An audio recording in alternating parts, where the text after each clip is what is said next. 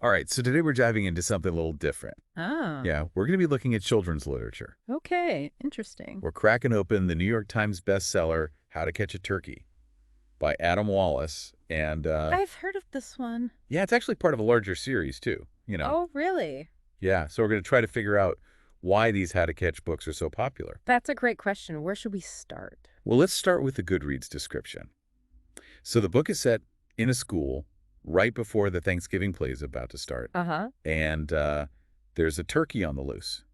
Oh, no. Yeah, you can imagine the chaos, right? Yeah, that's every teacher's worst nightmare come to life. Exactly. And you know what's interesting is that the book specifically says that no turkeys are harmed in this story. Oh, that's good. So it's Hmm. not a traditional Thanksgiving story. Right. It's a bit more sensitive to modern sensibilities, you could say. Yeah, I like that. What else does the description say? Well, it says that the book actually encourages you, the reader, to help catch the turkey. Oh, that's clever. So it's interactive. Yeah, exactly. It makes kids feel like they're part of the story, like they're little detectives working alongside the characters. I bet kids love that. Oh, yeah. I remember when I was a kid, I loved those choose your own adventure books. Me too. There's something really engaging about having a direct impact on the story's outcome. You Yeah, know? definitely. It gives you a sense of agency, like you're actually in control. And that probably contributes to the book's overall message, too, right? Yeah. This idea that kids can overcome obstacles and solve problems. Yeah, for sure. If you can catch a runaway turkey, you can do anything. The description also mentions that the book blends humor and STEAM concepts. Hmm. That's always tricky balance to strike. Yeah, I know what you mean. Sometimes those kinds of books can feel a bit too educational and not enough fun. Exactly. It's like they're trying to sneak in a lesson when all you want is a good story. But, I was reading about the author Adam Wallace, and he's actually a musician. He plays the piano. Oh, really? That's interesting.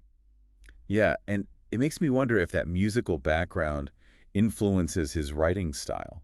Oh, I see what you mean. Like maybe that's why readers always talk about the book's rhythm and rhyme. Exactly. It's like he's composing a song, but with words instead of notes. Yeah, like he's trying to create a sense of movement and energy on the page. It's not just about telling a story, it's about creating an experience for the reader.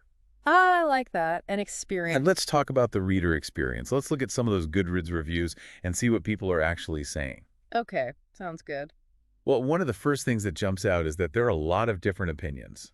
Yeah, that's to be expected, I guess. Some readers love the interactive element, while others find the plot a bit repetitive. Especially if they've read other books in the series. Right. I mean, if you've already caught a unicorn and a leprechaun, maybe a runaway turkey isn't as exciting. Yeah, I can see that. But even the reviewers who find the plot familiar still seem to enjoy the book's humor and the illustrations. Oh, the illustrations are important, especially for younger readers. Absolutely.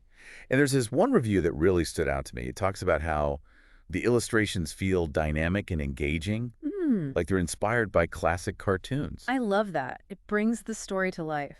And you know what else I was thinking? What's that? Maybe those exaggerated cartoon-like situations actually help kids to confront their anxieties in a safe way. Oh, that's an interesting thought. Like that runaway turkey could represent all sorts of things, right? Fear of the unknown, feeling out of control. Exactly. And by turning those fears into a silly, solvable problem, the book helps kids process those emotions. It's a way of saying, hey, even when things feel chaotic, we can figure it out. I like that. We can figure it out. Yeah, and it's a good message for kids of all ages, really, isn't it? It is. It is. And one reviewer also specifically called out the ending. Oh, yeah.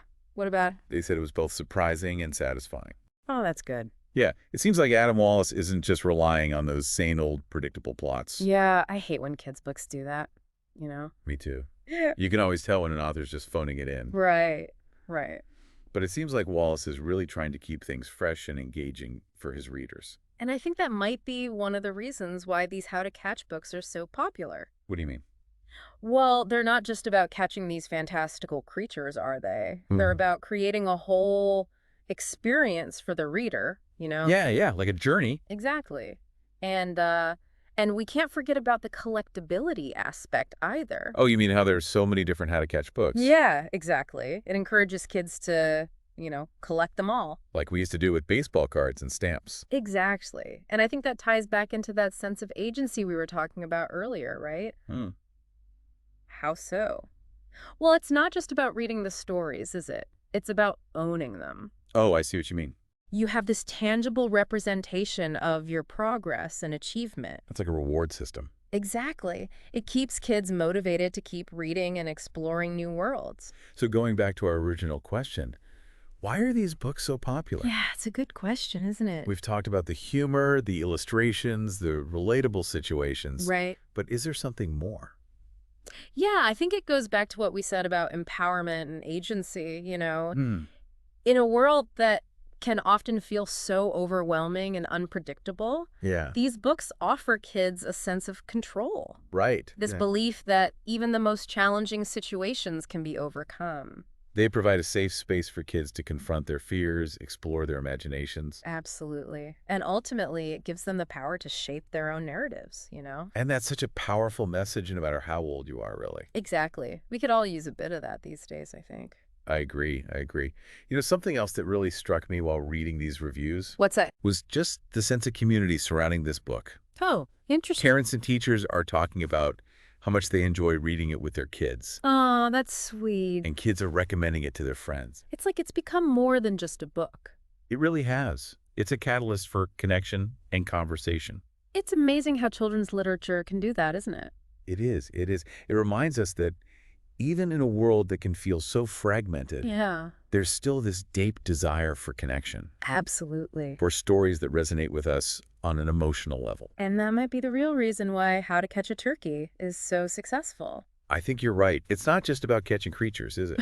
It's about catching hearts and minds. It's about sparking imaginations and creating a sense of wonder. So beautifully said. It really makes you wonder what other seemingly simple stories out there Oh, I know. might be holding these kinds of profound truths. Exactly. What other everyday objects or experiences are just waiting to be explored? I mean, that's the beauty of these deep dives, isn't it? It is. They remind us that there's always more to discover. Always another layer to peel back, another perspective to consider. And sometimes those most unexpected sources can lead us to those most profound insights. Well, why don't we take a moment to think about everything we've learned about How to Catch a Turkey today? Okay. Yeah, that's a good idea. We've talked about so much, you Yeah, know? we have. Everything from runaway turkeys to musical influences Mm. to, the power of collectability. What stands out to you the most? That's a good question. What about you? Well, I think the biggest takeaway for me is that simplicity doesn't have to mean shallowness.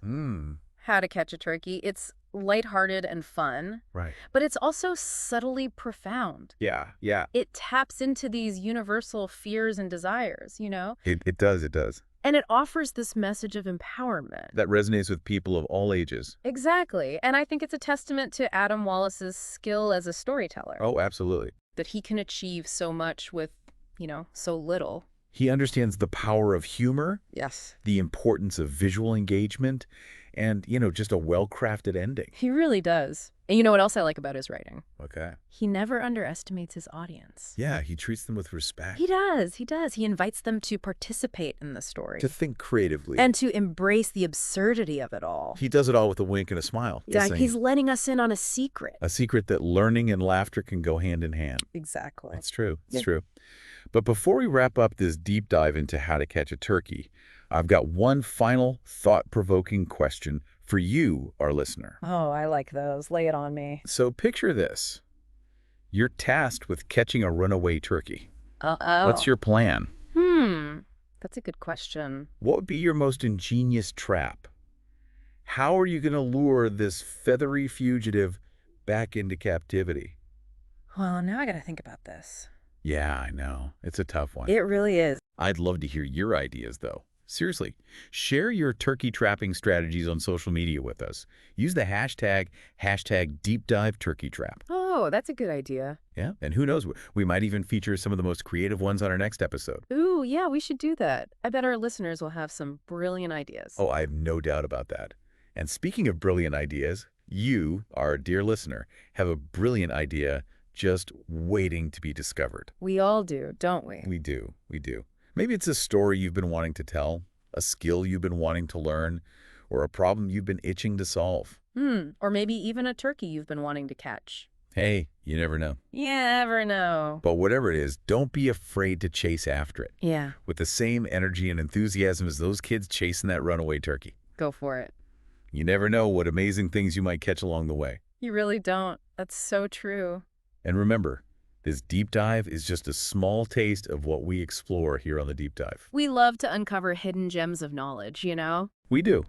We find them in all sorts of unexpected places. It's true. So if you're craving more fascinating insights and thought-provoking conversations, you know what to do. Yeah, check out our other episodes. We've got a whole library of deep dives just waiting to be discovered. That's right. So until next time, happy listening and happy turkey trapping. Bye, everyone.